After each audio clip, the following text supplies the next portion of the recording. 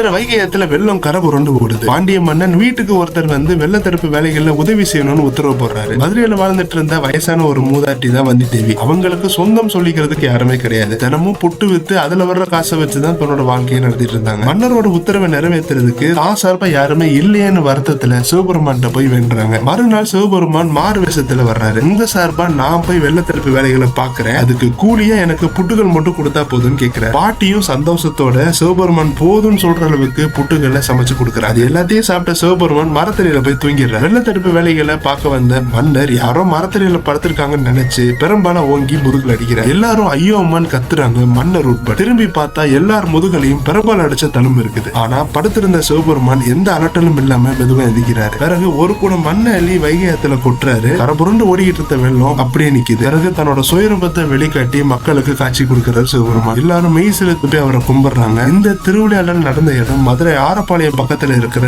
புட்டுத்தோப்பு. இன்னைக்கும் வருஷம் ஆவணி மாசம் அந்த இடத்துல புட்டு திருவிழா நடக்கும். இந்த வருஷம் செப்டம்பர் 3ஆம் தேதி அங்க புட்டு திருவிழா நடந்துச்சு.